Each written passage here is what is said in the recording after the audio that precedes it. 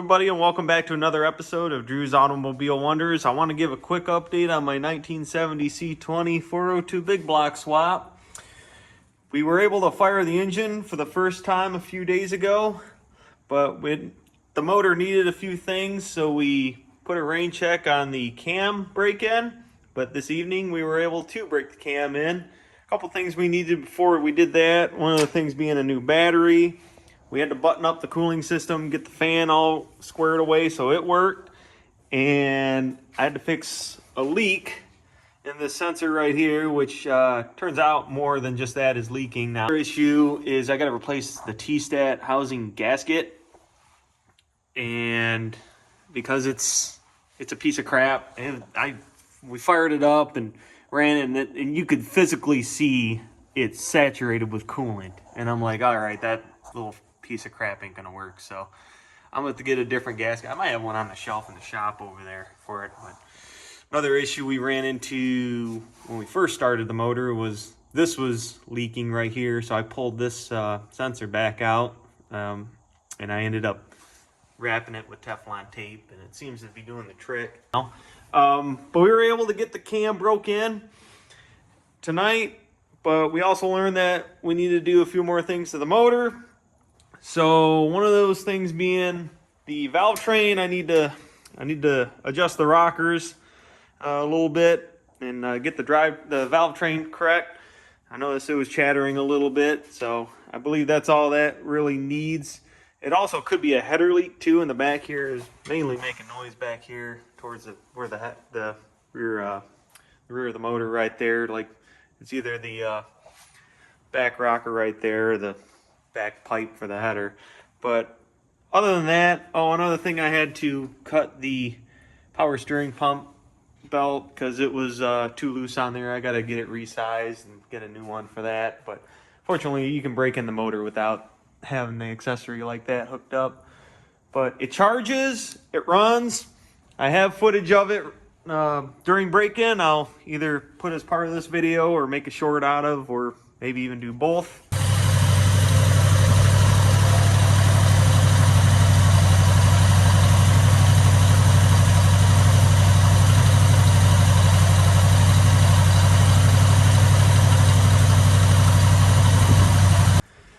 But one other big thing we got to work on is the cooling system.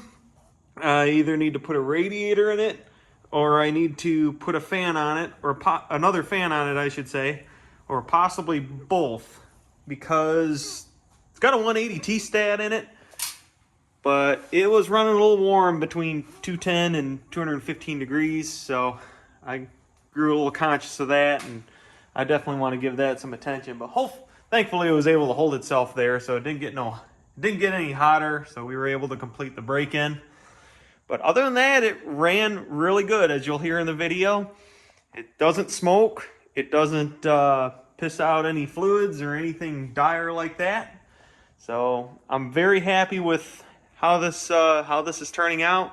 Got quite a bit more to go too. I got to resize the drive shaft about 3 inches. I got to get the drive shaft knocked down about 3 inches to accommodate the new axle, and I also need to add a bit of brake line to the back axle, as well as I'd like to change the fluid out on the rear end too and make sure that's all good.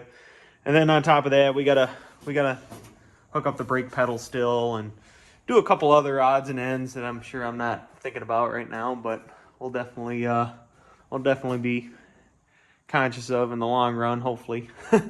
We'll know as we go. That's all part of the learning, right? Yeah, so since the cam's broke in on that, I want to announce that I will be doing a YouTube live breakdown of this 350 right here, which is the 350 that came out of that truck in there. So we're going to see what kept it going, because I tell you what, that 350 is beat. But it still ran. It ran when it ran all the way up till I pulled it out of the truck. And I really, really, really, really want to see what kept it going and how tired it really is.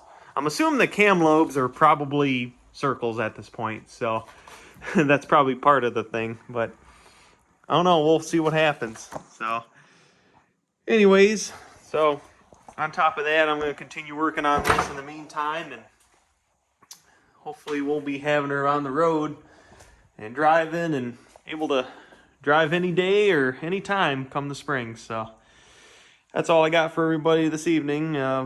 Take care. Hope everybody had a Merry Christmas and a Happy New Year. And we'll see you later.